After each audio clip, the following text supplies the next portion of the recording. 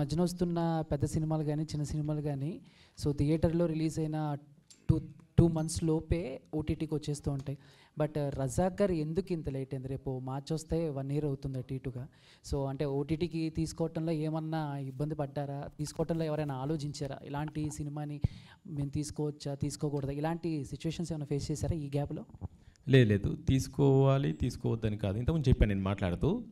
Cinema మేము March 15th తెలుగులో release చేసిన తర్వాత 1 month గ్యాప్ తర్వాత హిందీలో రిలీజ్ అయింది, మేలో రిలీజ్ అయింది. సో అక్కడ 2 months పోయింది. అక్కడ ఏప్రిల్లో రిలీజ్ అయింది.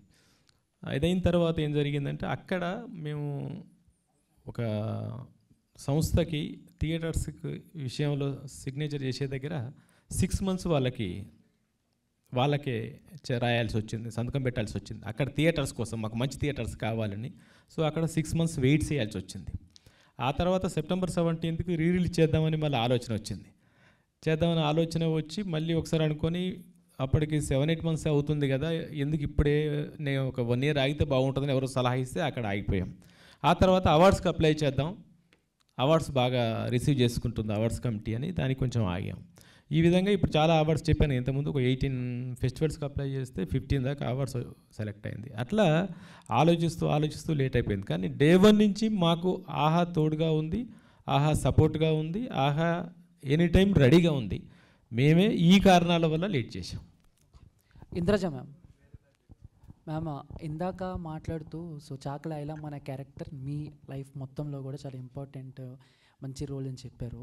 సో అంటే ఆవిడ గురించి తెలుసుకునేటప్పుడు నేను చాలా హిస్టరీ బ్యాక్కి వెళ్ళాను, చాలామందిలో ఆవిడ ఒక దేవతలా చూస్తున్నారని చెప్పారు. సో అలా తెలుసుకునే క్రమంలో ఏదైనా ఒక పర్టికులర్ ఒక విషయం దగ్గర మీరు షాక్ అయ్యారు కానీ లేకపోతే ఆశ్చర్యపరిచిన సిచ్యువేషన్? అవును, ఉందండి. అది ఇక్కడ ఈ మూవీలో చూపించలేదు. మూవీలో చూపించింది ఎంతవరకు అయితే ఆవిడ పోరాటం చేయడం, ఆ పోరాటం వచ్చేసి ఒక స్పార్క్ లాగా అక్కడ బక్కుమని పట్టుకోవడం వరకే మూవీలో కనబడింది. కానీ చాకలి ఐలమ్మ క్యారెక్టర్ నా దాకా వచ్చింది అన్నప్పుడు ఆవిడ ఎవరు ఏంటి ఇవన్నీ నేను చదువుకున్నప్పుడు తెలిసింది ఏంటంటే తన ఇంట్లో వాళ్ళు మొత్తం అంతా కూడా ప్రాణాన్ని పణయం పెట్టినా సరే ఈవిడ పోరాటాన్ని ఆపలేదు. ఆవిడ ఇంట్లో వాళ్ళందరినీ కూడా వాళ్ళ హస్బెండ్ కానివ్వండి, పిల్లలు కానివ్వండి, అందరినీ కూడా అంటే నువ్వు ఇలా పోరాటం చేయడం మానకపోతే ఉంటుంది కదండి, జనరల్గా మనకు వీళ్ళ మీదే టార్గెట్ ఉంటుంది కదా, అలా అయినా కూడా ఆవిడ ఆపలేదు. And moreover till the last breath ఒక నార్మల్ లైఫ్ అంటే ఏదో ఇంత పెద్ద సాధించారు కదండి. మనమంతా ఎక్కడండి ఒక చిన్న పాటు ఏమంటారు ఒక చిన్నపాటి ఏదైనా కొంచెం చేసేసినా మన గొప్పలు మనమే చెప్పుకోవడం, ఏదో పెద్దగా సాధించినట్టు ఫీల్ అయిపోవడం, మన గురించి ఒక 10 మందికి తెలియాలని పోస్టర్లు అతికించేయడం, ఇవన్నీ చేసేటువంటి ఇప్పుడున్న ఈ సమాజాన్ని చూస్తూ ఆవిడ అంత పెద్ద పోరాటం చేసి అసలు ఈ మట్టి కోసం, ఈ నేల కోసం ఆవిడ తన రక్తమే కాకుండా తన కుటుంబాన్ని కూడా పణయం పెట్టి అంత చేసి చివరి దాకా ఒక నార్మల్ లైఫ్ లీడ్ చేసి నేను ఇంత సాధించాను, నేను ఇంత గొప్ప వ్యక్తి అనేది ఎక్కడా కూడా చూపించకుండా ఆవిడ కనుమూసిందంటే అస్సలు అలాంటి వాళ్ళు పుట్టి బ్రతికిన ఈ మట్టి మీద కాళ్ళు పెట్టడానికే మనం గర్వపడాలి. సో అది నాకు అనిపించింది. కానీ ఆ సంఘటన ఆ మూవీలో లేదు. సత్యనారాయణ గారు సార్, ఇందులో చాలామంది గురించి చెప్పారు అండ్ ఎంతోమంది ఇంకా అన్సంగ్ లీడర్స్ చాలామంది ఉండిపోయారు. వాళ్ళ గురించి ఏమన్నా చెప్పే ప్రయత్నం ఏమన్నా ఉందా సార్ ఫ్యూచర్లో? అంటే ఇక్కడ ఈ సినిమా గురించి చెప్తే కొంతమంది సినిమా ముక్కలుగా ఉంది అన్న ఆలోచన ఒక దగ్గర ఉంటుంది.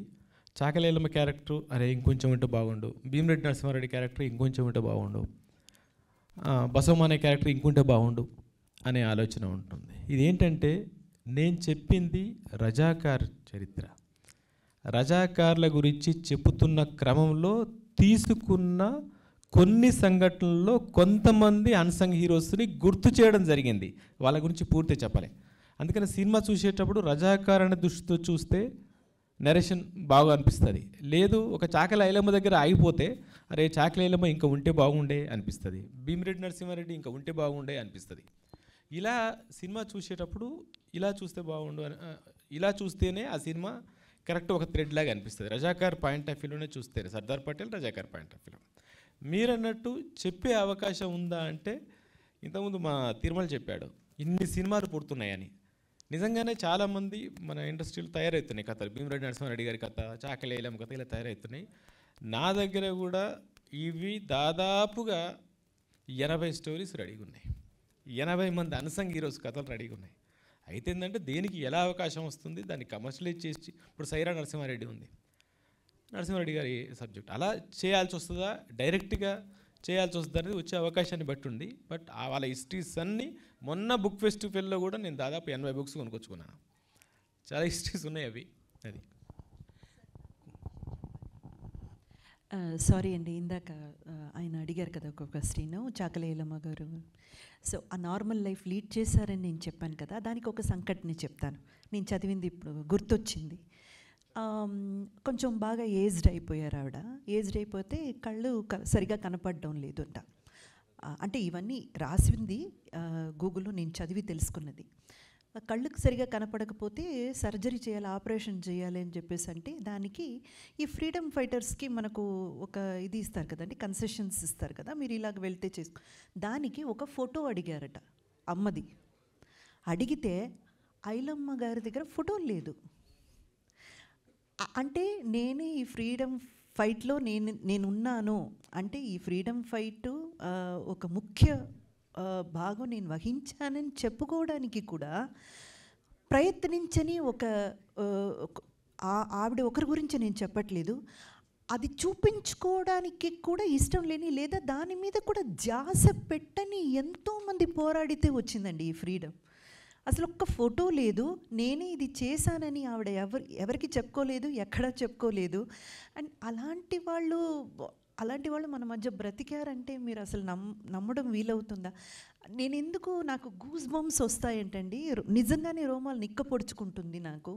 ఐలమ్మ అనే క్యారెక్టర్ నేను చేశానంటే ఇంకా నేను లైఫ్లో నాకేమనిపించిందంటే, ఈ క్యారెక్టర్ అప్రోచ్ అయినప్పుడు అనిపించలేదు, కానీ ఈవిడ గురించి తెలుసుకున్నాక నాకేమనిపించిందంటే, నా మీద ఇంకా బాధ్యత పెరిగింది, సోషల్ రెస్పాన్సిబిలిటీ నా మీద పెరిగింది. ఎందుకంటే ఈ క్యారెక్టర్ చేసిన తర్వాత చాలా జాగ్రత్తగా నా తదుపరి మూవీస్ క్యారెక్టర్స్ని నేను చూస్ చేసుకోవాలన్న బాధ్యత నాలో పెరిగింది. ఆవిడ అంత గ్రేట్ పర్సనాలిటీ అండి. తిరుమల గారు,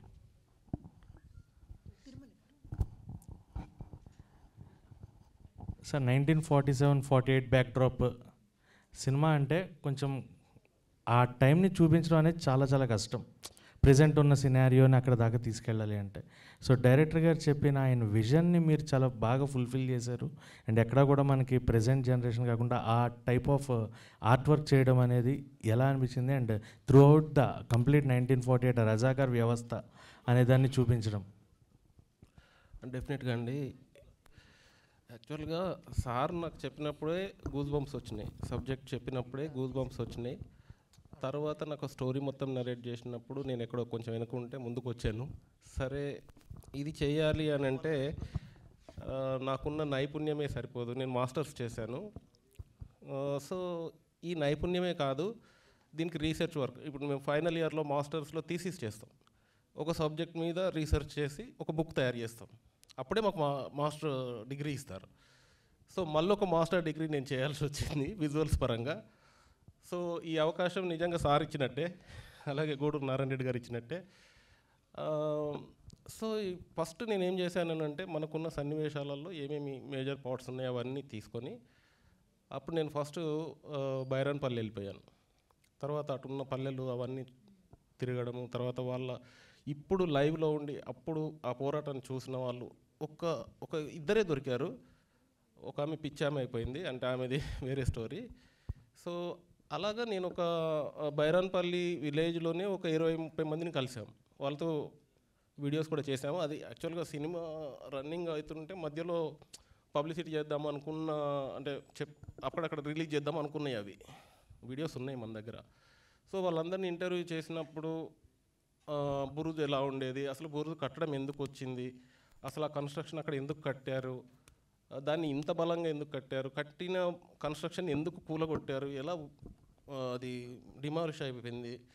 సో ఇలాంటివన్నీ తర్వాత ఇప్పుడు ఎవరైతే బతికున్నారో వాళ్ళతోటి ఇంటర్వ్యూ చేస్తూ వాళ్ళు చెప్పినటువంటి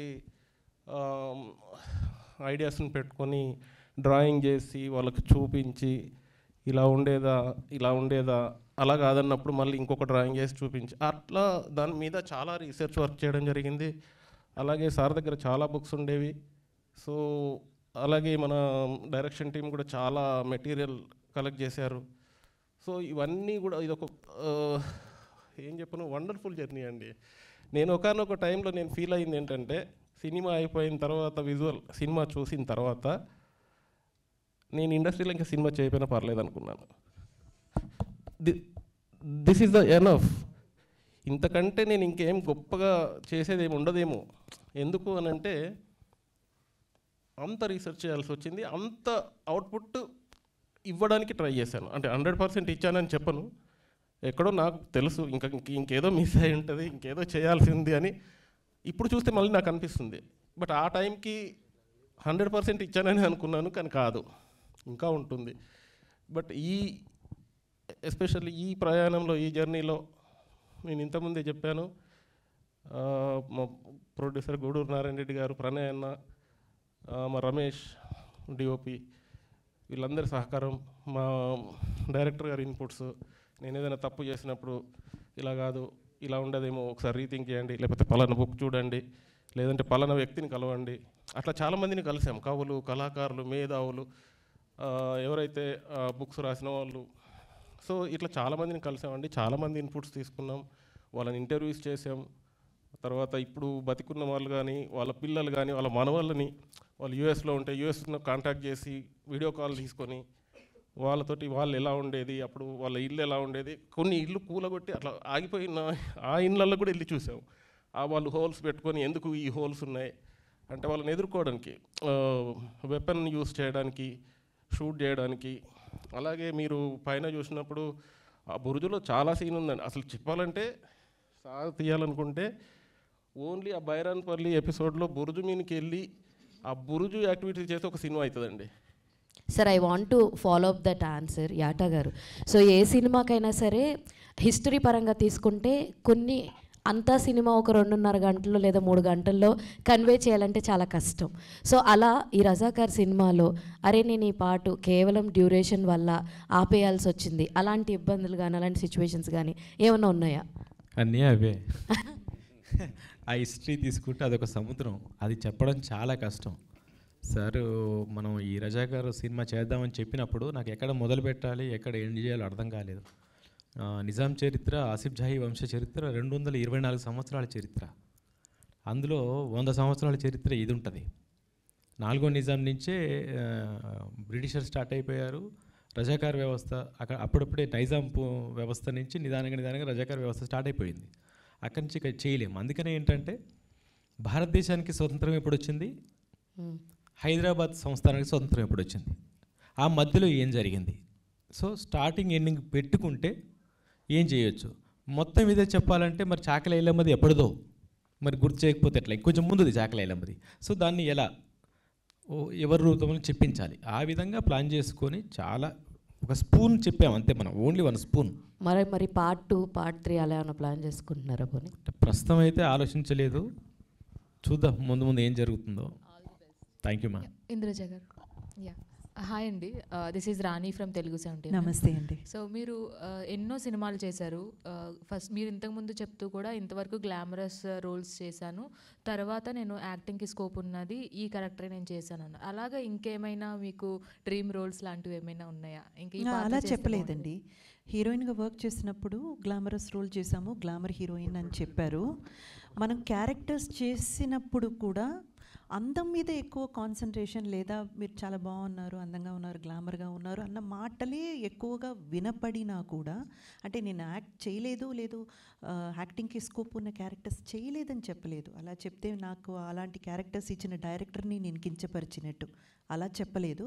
అలా చేసినప్పుడు కూడా ఎక్కువ నా గురించి మాట్లాడినప్పుడు ఎప్పుడు అందాల తర లేకపోతే గ్లామరస్ ఇంద్రజ అని ఆ పదం అయితే వాడేవారు. అలాంటి ఒక ట్యాగ్ లైన్ ఉన్న నన్ను ఐలమ్మ అనే క్యారెక్టర్కి డైరెక్టర్ ఎలా ఆలోచించారు అని అన్నాను. అంటే యాక్టింగ్కి స్కోప్ లేదని కాదు, అంటే yes, ఇందులో yes. మీరు ఎక్కువగా అంటే మీ రోల్కి అంటే డిఫరెంట్ రోల్లో కనిపించారు కదా, Exactly. సో అలాగా ఏమైనా డ్రీమ్ రోల్స్ ఉన్నాయా అనేది. ఓకే ఓకే ఇప్పుడు చేసిన క్యారెక్టర్ లాగే ఏదైనా ఫ్రీడమ్ ఫైటర్గా చేయాలన్న ఆలోచన అయితే ఎప్పుడు రాలేదండి. ఇప్పుడు ఈ క్యారెక్టర్ చేసిన తర్వాత నాకు అనిపించింది ఓకే నేను ఇలాంటి క్యారెక్టర్లకు కూడా పనికొస్తానని ఒక కాన్ఫిడెన్స్ నాకే వచ్చింది. ఎందుకంటే అంతకుముందు నేను ఇలాంటి క్యారెక్టర్స్ ఇది చేయలేదు. సో నాకు కాన్ఫిడెన్స్ వచ్చింది. సో ఇది చూసే డైరెక్టర్స్కి ప్రొడ్యూసర్స్కి ఏదైనా ఆలోచన వచ్చి ఇంకా ఇలాంటివి ఏమైనా ఫ్రీడమ్ ఫైటర్ రోల్ కానీ లేకపోతే కొంచెం మాతృత్వానికి ఒక వీర మహిళగా చేసేటువంటి క్యారెక్టర్స్తో నన్ను అప్రోచ్ అయితే I will be very very happy. Thank you అండి. ఇంద్రజ గారు. మేడం చెప్పండి. నా పేరు ప్రజావాణి అండి. నమస్తే. మీరు చాకలి ఐలమ్మ క్యారెక్టర్ పోషించేటప్పుడు ఆమె తెలంగాణకే వీరవనిత, అలాంటి క్యారెక్టర్ పోషించేటప్పుడు కొన్ని వర్డ్స్ వాడాల్సి వచ్చింది. అవును. అప్పుడేమైనా ఇబ్బంది పడ్డారా? అంటే అమ్మవారి జాతరలో పూనకం వస్తుందని చెప్తారు కదండి. ఆ పూనకం వచ్చినప్పుడు వాళ్ళు ఏం మాట్లాడతారు, వాళ్ళు ఎలా బిహేవ్ చేస్తారు, వాళ్ళు అవన్నీ వాళ్ళకి ఏం అర్థం కాదు. అది అది ఆ ఒక ఏమంటారు ఒక తన్మయత్వంలోకి వెళ్ళిపోతారని చెప్తారు చూడండి. అలాగా మనకి ఒక్కసారి ఈ క్యారెక్టర్లోకి వెళ్ళాక అది ఆ డైలాగ్ మనం వాడింది ప్రోమోలో కూడా మీరు చూసుంటారు. ఆ డైలాగ్ మనం వాడింది ఏదో వెళ్ళగానే ఫస్ట్ డే ఫస్ట్ షాట్ తీయలేదండి. ఈ క్యారెక్టర్లోకి డైరెక్టర్ గారు నన్ను తీసుకెళ్ళి ఆ గొడవ పడతాం చూడండి, ఆ ఫైట్ ఒకటి ఉంది, మీరు మూవీ చూసుంటే మీకు తెలుస్తుంది. సో ఆ ఫైట్ అంతా జరిగి ఆ క్యారెక్టర్లోకి నన్ను పూర్తిగా వెళ్ళిన తర్వాత ఆ సిచ్యువేషన్ నాకే అర్థమైపోయింది. ఓకే ఈ క్యారెక్టర్ ఒక కౌలికి తీసుకొని పనిచేసిన ఒక రైతు దగ్గర నుంచి ఇతను తీసుకొని మనకు ఆ క్యారెక్టర్గా మనం ప్రవర్తిస్తాం కానీ అక్కడ మనం ఇంద్రజ కాదు కదా. సో నాకు అది తప్పుగా అనిపించలేదు, ఏది కూడా ఒక తప్పైన పదం వాడుతున్నామన్న ఫీల్ నాలో డైరెక్టర్ గారు రానివ్వలేదండి. అందుకని నాకు అది వేరేలా అనిపించలేదు. ఆ తర్వాత ప్రోమో చూశాక కొంచెం నాకు భయం వేసింది. అయ్యో అందరు ఏమంటారో, కామెంట్స్లో ఏం పెడతారో తెలియలేదే అని చాలా భయం వేసింది. కానీ గొప్పతనం ఏంటంటే అది నా గొప్పతనము డైరెక్టర్ గారిది కూడా కాదు, ఐలమ్మ అన్న ఆవిడ్ని వాళ్ళు అలాగే చూశారు ఆడియన్స్. సో ఎవరు కూడా దాన్ని తప్పుగా చూడలేదు. So I'm very happy about it. Satyanarayana గారు, మూవీలో కీలకమైనది ఆపరేషన్ పోలో. అది చేస్తున్నప్పుడు మీకు ఏమైనా సవాళ్ళు ఎదురైనాయా? ఎలా ఫీల్ అయ్యారు? అంటే అప్పట్లో రియల్ స్టోరీ కదా అది. సర్దార్ వల్లభాయ్ పటేల్ గారు ఒక స్కెచ్ గీసి పక్కాగా ప్లాన్ చేసి చేశారు. మీరు ఎలా చేశారు? సవాల్ అంటేమా ఫస్ట్ దాని గురించి రీసెర్చ్ చేసేటప్పుడు ఇంకా చాలా ఇన్ఫర్మేషన్ ఉంది, అది ఎలా చెప్పాలి. ఎందుకంటే ఇక్కడ చెప్పింది రజాకార్ గురించి చెప్తున్నాం, ఆపరేషన్ పోలో గురించి చెప్తే నిజానికి ఆపరేషన్ పోలో టైటిల్ పెట్టి ఒక సినిమా చేస్తే బాగుంటుంది, అది ఇంకా చాలా బాగుంటుంది, నేషనల్ మూవీ అవుతుంది. మనం అది చెప్పట్లేము, చెప్పిన తక్కువ టైంలో చెప్పాలి. నిజానికి వాళ్ళ ప్లాన్ పేరు క్యాటర్ పిల్లర్ అంటారు. నిజానికి ఆ క్యాటర్ పిల్లర్ ప్లాన్ చేస్తే ఏంటంటే ఆ క్యాటర్ పిల్లర్ ప్రకారం ఆర్మీ ఎక్కడి నుంచి వచ్చింది ఏంటి ఇదంతా చాలా ఉంటుంది. అదేంటంటే మనం గ్రాఫిక్స్లో ఆర్మీ బయలుదేరిన తర్వాత గ్రాఫిక్స్లో చూపించి అలా వెళ్తే ఏంటంటే అది క్యాటర్ పిల్లర్ రూపంలో ఉంటుంది. అవన్నీ సవాళ్ళు అన్నట్టు, అవన్నీ మనం చెప్పలేము. తర్వాత ఎక్కడ అటాక్స్ జరిగినాయి అనేది కూడా ఊహించినట్టు ఇప్పుడు మనం ఇన్వెస్టిగేషన్ చేస్తే ఇలా వస్తున్నారు అనుకుంటే ఇంకెక్కడో తేలుతుంది కదా, అలా ఉంటుంది అదంతా కూడా. సోల్జర్స్ ఇటు వస్తున్నారని ప్లాన్ చేస్తే రజాకారులు వాళ్ళు ఇంకెక్కడ ఉంటారు. ఇలాంటివి చాలా సంఘటనలు ఉన్నాయి. అవన్నీ సవాల్గానే తీసుకొని మనం ఎంత చెప్పాలి, తప్పు చెప్పకూడదు, కరెక్ట్గా చెప్పాలని చాలా కొంచెమే చెప్పేశాం, అది జరిగింది. సార్ ప్రొడ్యూసర్ గారు లాస్ట్ క్వశ్చన్. సో రజాకార్ అనే సినిమా చాలామంది చాలా అప్రిషియేషన్స్ ఇచ్చారు. మీకు best moment from the politician, from the normal audience, మీకు బెస్ట్గా ఎమోషనల్గా ఫీల్ అయిన వర్డ్స్ ఏంటి? మూవీలో వర్డ్స్ అండ్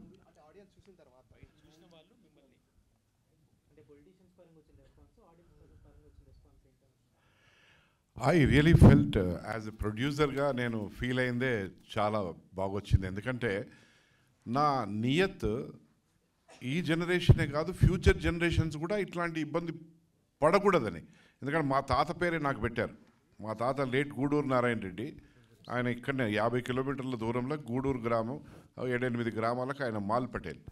సో ఆయన కూడా నిజాం దగ్గరే పనిచేశాడు, కానీ నిజాంకు సంబంధించిన రజాకారులను ఎదిరించాడు, గ్రామంలోకి రానియలేదు. సో అప్పటి నేను ఎక్కడ చుట్టుముట్టు గ్రామాలకు పోయినప్పుడల్లా ఈ బుర్జులు చూసేవాడిని. అక్కడ ఎక్కినా దొంకినా అన్నీ దాని రాళ్ళను కూడా తీసినా, కొంచెం పాడు కూడా చేసినాము. చిన్నగా ఉన్నప్పుడు ఏమేమో చేస్తాం కదా, కోతిలెక్కలని. సో అవన్నీ చేసిన. బట్ ఈ సినిమా తీసినాక ఏదైతే ప్రజల్లో ఒక మంచి వాళ్ళ నుంచి వచ్చిన comment has given me a satisfaction, because this is my contribution for the society. It is not for my selfish and political కంటే నేను పవర్ పొందాలి, లేకుంటే నాకు పోస్ట్ రావాలి, నాకు అట్టహాసం ఉండాలి, 3-4 కార్లు వెనక ముందు సైరన్ కొట్టుకుంటూ తిరగాలనేది, that is as a politician. But as a ప్రొడ్యూసర్గా yes, nobody could do it. చెప్తున్నా కదా, ఇప్పుడు పెద్ద పెద్ద ప్రొడ్యూసర్లు అంతా కూడా నాకు చాలా అన్న తమ్ముడు అట్లా ఆ రిలేషన్షిప్లో చాలామంది డ్రాయింగ్ బోర్డుకి వెళ్ళింది, ఇంక్లూడింగ్ డైలాగ్స్ రైటింగ్ కూడా వెళ్ళింది ఈ సినిమా ఎంతోమంది పెద్ద పెద్ద కంపెనీలలో. కానీ అరే వాళ్ళతోనే వాళ్ళు ఎవడరా అన్న పద్ధతిలో నేను పోయినా. వాళ్ళు ఎవడరా మనల్ని ఎదిరించేటోడు, అప్పుడంటే అమాయక ప్రజల మీద ఎదిరించిండు, ఇప్పుడు గూడూరు నారాయణ రెడ్డికి ఎదురుగా రమ్మని చూపిస్తే ఏందో సంగతి అని చెప్పి నేను పోయినా. సో ఆ పోయిన దారిలో ఏదైతే దారి తీసుకున్నానో ఆ దారి వలన నాకు వచ్చిన రెస్పాన్సే చాలా greatest satisfaction. Now I have gone in to the history. ఇంకా నన్ను చెరిపేయలేరు. 100 సంవత్సరాల వరకు కూడా గూడూరు నారాయణ రెడ్డి తీసిన రజాకార్ చిత్రాన్ని మాత్రం ఎవ్వరు చెరిపేయలేరు. This is my satisfaction.